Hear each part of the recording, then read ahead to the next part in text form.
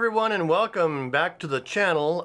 Here we are, and it's kicking off a new series that I'll be recording every once in a while. Let's play Aerofly Flight Simulator 2, or Aerofly FS2 Flight Simulator.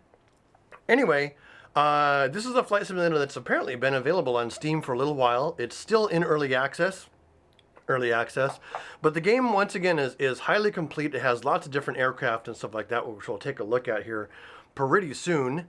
Has a fair number of locations. I downloaded the free DLCs. I'll be getting some of the paid ones later. But basically, I've finally managed to assemble everything I need. As you can see here, all the hardware that I need to really enjoy and get into simulated flight in virtual reality. Took me a little bit of research. It took me some time finding. I tried. I had most of the controls ready to go. The missing control piece, which I'll talk about later, is the X keys. Gives me some additional buttons that I get to use. Of course, the Oculus Rift. But I've tried FSX with a software called Fly Inside, and it worked well enough as an introduction, but it was a little bit kludgy. When you wanted to use the menu system, you had to kind of import the menu into VR, and it was awkward. It didn't scale very well. Whereas this Aerofly FS2, available on Steam, is fully integrated for virtual reality. You can see the menu window here. This is the menu window that shows up on the desktop, but it is also rendered in Oculus VR as well, and a slightly curved display that fills your field of vision so you can actually navigate around. We'll just use the menu right now to go over some of the stuff that's getting there. The other thing, which I'll go over when we get to that section, is actually setting up my ProFlight control system. Was really, really easy. It was plug and play, just got it all plugged in, made sure my drivers and everything were up to date, but pretty much just going into the controls and getting them set up in here were really, really easy. It does offer some flight school as far as the typical type of flight stuff you're going to want to do over time to learn how, if you want to do, if you're starting from scratch or whatever. A large variety of aircraft, which we'll take a look at a bit. A decent number of locations. We're in the southwestern U.S., the locations we currently have, so we'll be flying in the vicinity of California. Navigation takes a little bit of work to get used to, and you have full control over the conditions under which you're flying. But we'll get that all set up when we get ourselves set up into an introductory flight on this one. But one thing I want to do is just go over the various settings we have here. Mainly the controls. Like I said, the controls were really, really easy to set up. If I want to, I can set up independent throttle axes for up to 4 throttles for 4-engine jets, or I can just set up really, really easily the throttle axis on one. So I'm using the Thrustmaster, not the Thrustmaster, the Saytech TPM. That's throttle, prop, and mixture control panel, and I also have an array of switches over here, 2 of which I will use for manual braking. So we have throttle set up on here. You can see that go to work. The elevator is set up on the the ProFlight Yoke system, and also the ailerons. Rudder is down below my feet here. You can't see it in the control cam, but down below my feet I do have a full rudder control, as well as wheel brakes for both left and right on the wheel brakes. And I need to backspace that and make a change here. Left wheel brake, so that's this one. Boop. Right wheel brake, that's this one. Boop. Now I can turn those on, off really easily to make sure I have full wheel brakes set up. Okay, that's what the setup is. Air brake is actually this button right here, and you can also, and it's really nice, you can also see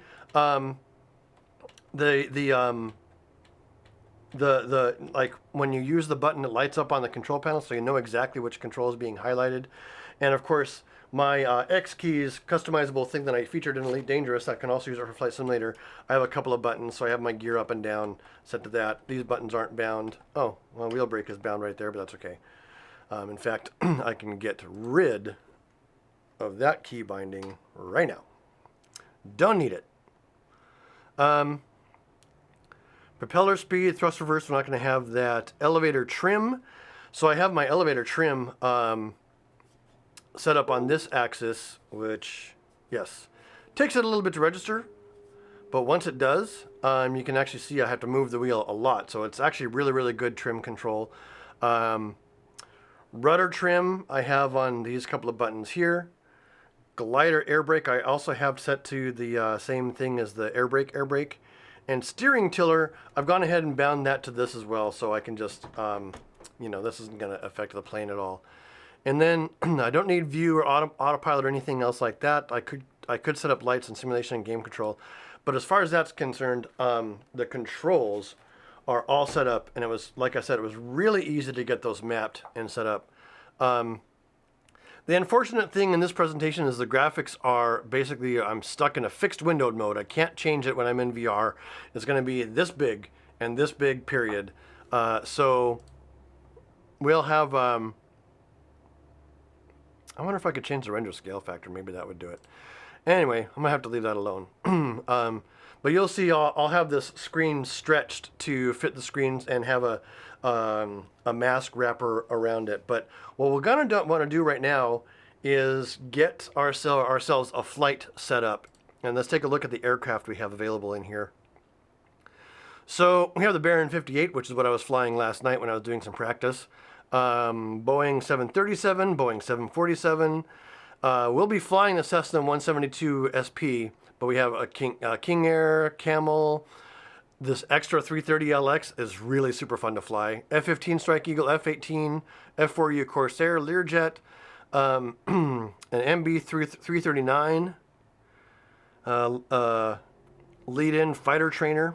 And then we have the P-38 Lightning and the Pitts S-2B, and a glider, Airbus A320, and another glider. So a good starting variety, and these are all included in the game, or in the simulator, which is retailing for $50. So it's a little bit steep, and but if you're getting all this hardware anyway, like I am, or if you're just tuning into my channel to watch me play and live life through me vicariously, which is totally fine.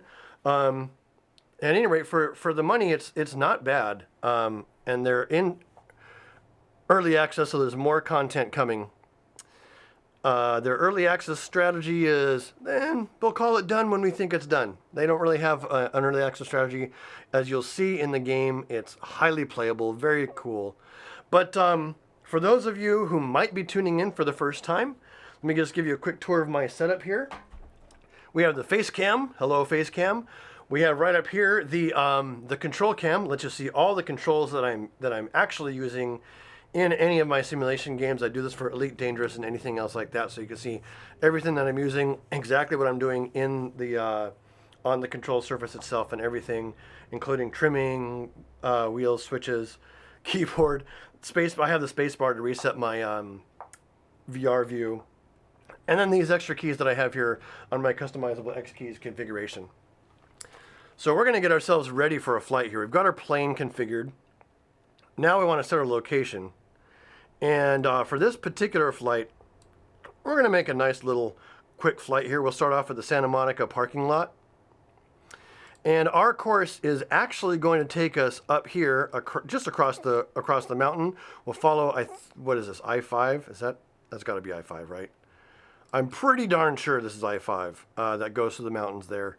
And we're going to end up at Van Nuys, and we're going to fly, we're going to use this beacon to fly to at 113.10 megahertz. So we'll get all those radios and stuff set up in game. I'm not actually going to use the navigation feature here because if I'm actually wanting to apply for and get my private pilot's license this summer.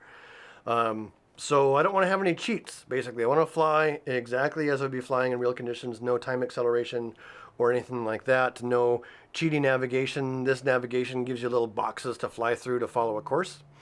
So I'm going to skip that and all that kind of stuff. I was doing some IFR practice last night and had my visibility set to essentially none. We're going to go ahead and change that back to full visibility here. And, oh yeah, set to noon is roughly 200 hours. There we go. I'll just set it to noon. High noon. Good for me. So there we go. Wind, we could set wind for crosswind and stuff like that. We have calm, direction, turbulence, low, thermal activity.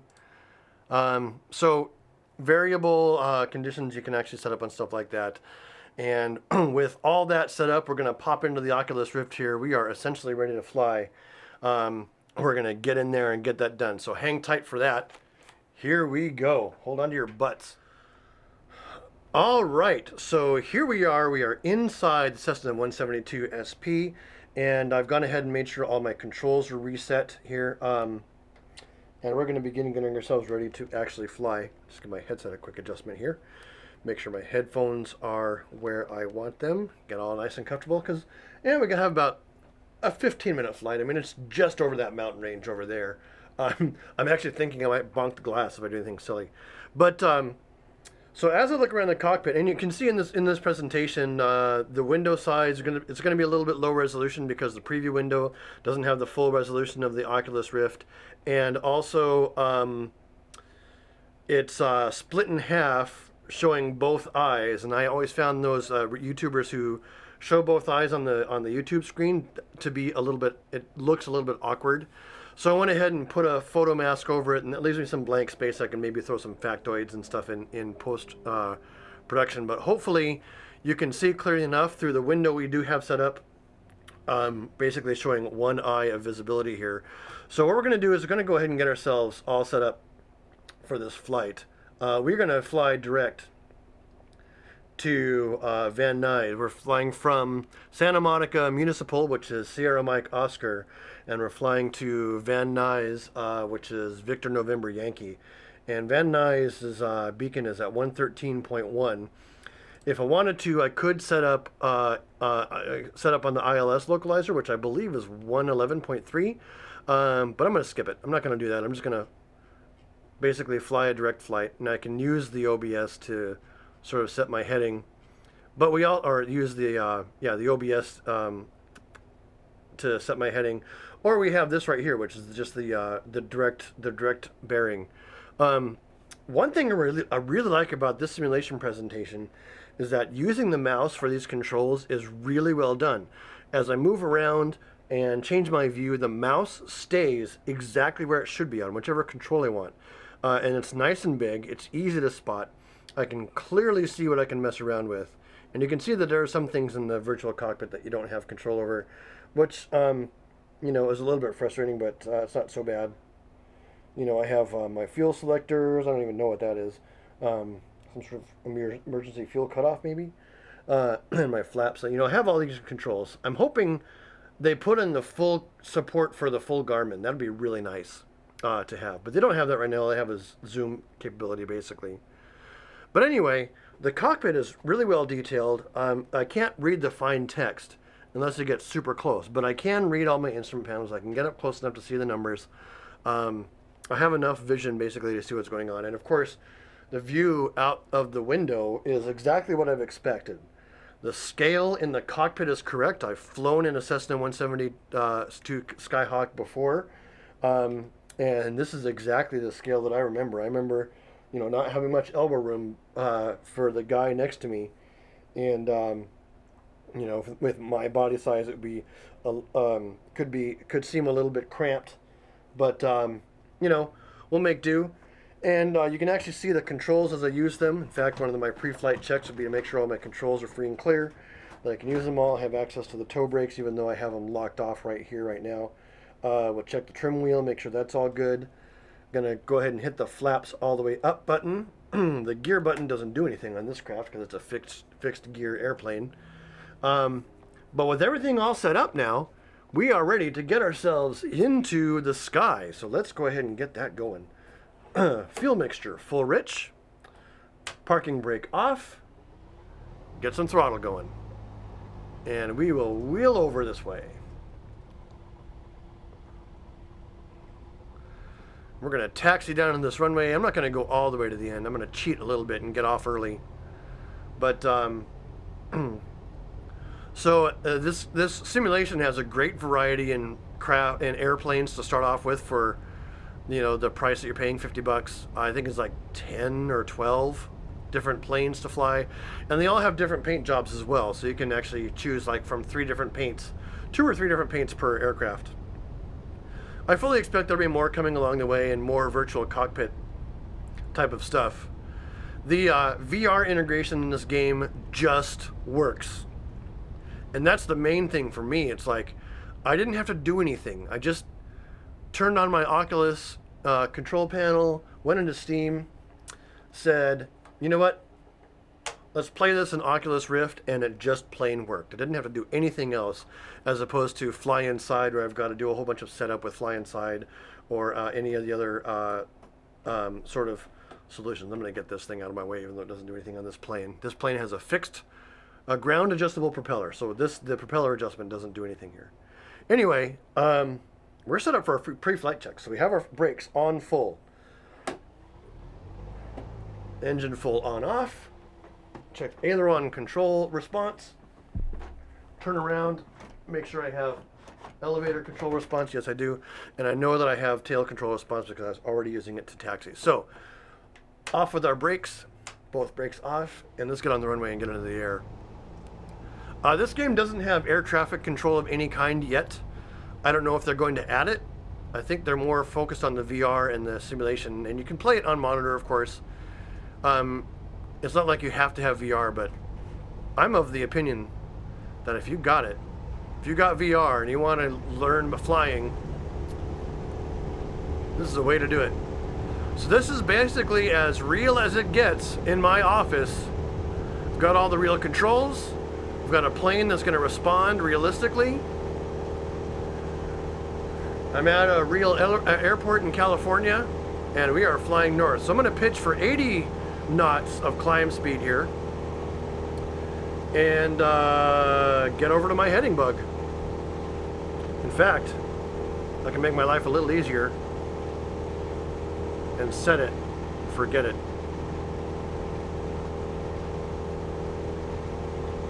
We're going that way.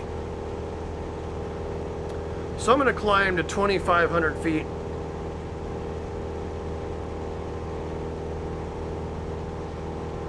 And since I'm having to push on my stick, the best way to solve that is to trim up. When I want to get myself trimmed for neutral control. Oops.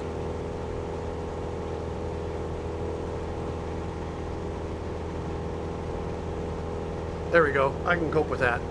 Can look over the nose. The landscape has some 3D areas, but a lot of it's just aerial maps. So it looks kind of awkward, a little bit awkward in VR looking at the ground, because I can see that the buildings are flat. There's just a picture of the buildings painted on the ground surface. So that's a little bit, maybe it's work in progress. I don't know if they're going to fix that or not.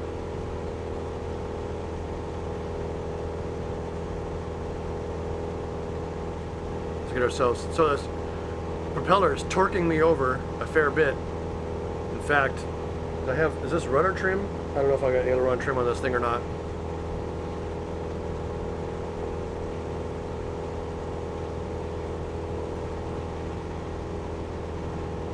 And we are essentially on our heading now, so I'm going to go ahead and turn to 330 and just follow this needle directly to Van Nuys. In fact, I could follow the green arrow if I wanted to. Down below me, where I can't see it, of course, is I-5.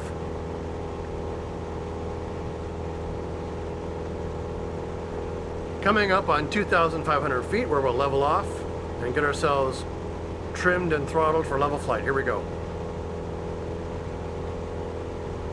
Throttle her back, so don't have much manifold pressure, and trim for level flight.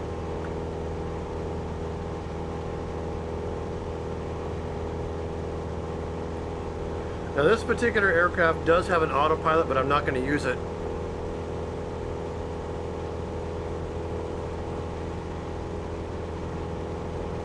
There we go. And I can see Van Nuys ahead of me there.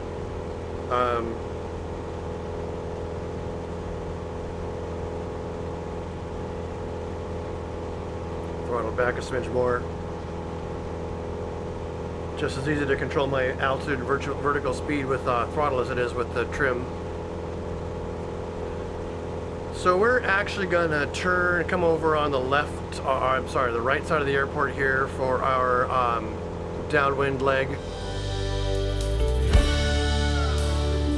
Once we get to the end of the airport, we're actually going to begin our descent.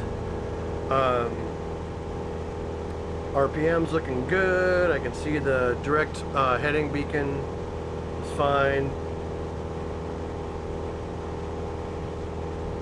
Obviously heading 33 doesn't do me any good.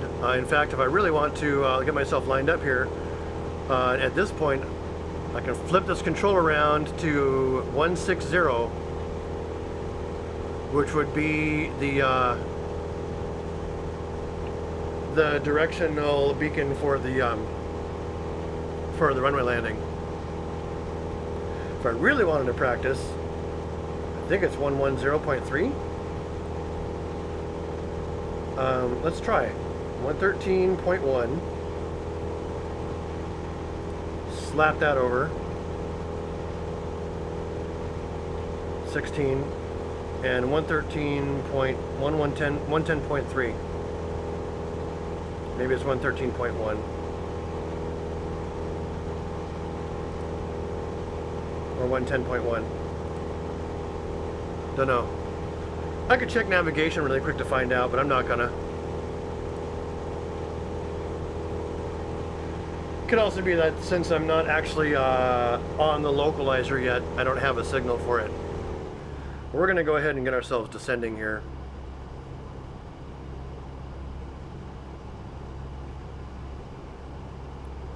We'll begin a descent. Self-trimmed for a good descent here. We'll get down to 1,500 feet. And then turn on base. Basically when I'm past one of this big parking lot down here that I can see.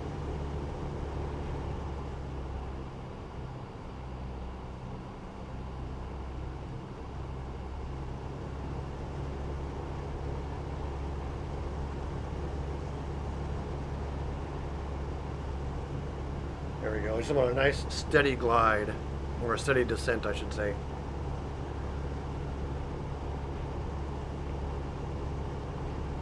So coming down 2,000. You know, I'm far enough out, I might actually make my turn now. Let's go ahead and level off and turn. Well, actually we don't need to level off, I'll just do a descending turn.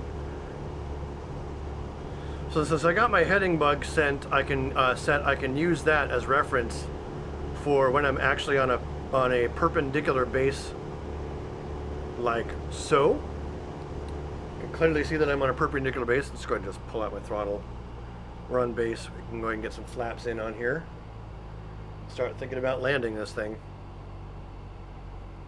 This is going to be a nice steep descent, which is perfectly fine for a little plane like this. Pull my trim.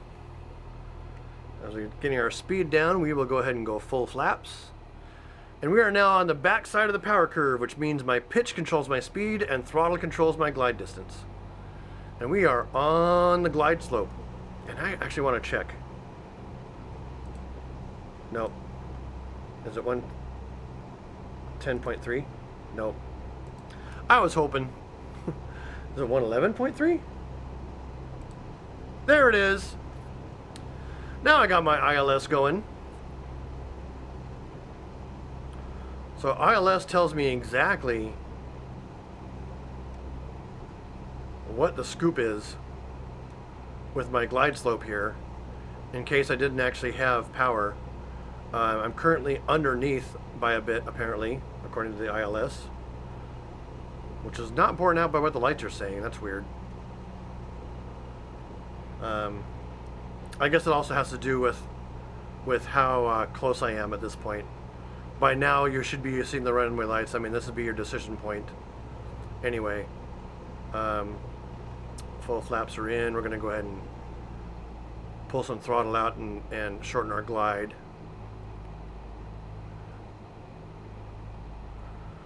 A little bit of a steep descent here. Pull the throttle all the way out and just glide on in. And flare. Little hoverino above the old airport surface. Bingo. Not bad, not bad. hard in on the brakes. Let's see if I can't make this first turn. Nope. That's all right. So we're going to head over there to General Aviation, taxi off this runway and head over there. But there you have it. Aerofly FS2. This flight simulator is going to be my go-to flight simulator for a very long time. I've played FSX. I've played essentially all the Microsoft flight simulators, and now that Dovetail Games has taken over, they've done a decent enough job maintaining their franchise and being able to monetize on it. And I know they're working on a new one, but when the question came, VR support, they said, yeah, someday. And I'm like, well, I've got my VR now. And it turns out there's a flight sim that supports it now. So I'm going to play that. And this flight sim is just as good, as far as I'm concerned, as the FSX franchise, with the exception of missing ATC. And I'm not sure if it doesn't have multiplayer yet, or at least if it did, I didn't see where the option was found. So there's some stuff to look forward to, I guess. You know, for that matter, I could just set myself up on a Mumble or a Skype or who knows what, and I'm gonna go over this plane's wing. Don't mind me, I'm just parking my wing on top of yours. You'll be fine. All right. Brakes set, flaps fully retracted, throttle back, mixture back, prop back, not that it matters. And we have flown and landed ourselves from, where was it? Santa Monica to Van Nuys. A nice little short trip. In my next episode, I'll probably do something longer. That'll be a little bit harder because like I'll do Van Nuys to Long Beach. And the Long Beach landing is, it's a square airport with a cross one. I can pick whatever runway I want. But it doesn't have a local beacon. So my navigation would have to be the triangulation of two beacons. So I'll probably even pull out some navigation maps and stuff like that for that little flight. But until then, this has been Fly Inside FS2. Until next time, keep flying and stay shiny. Goodbye!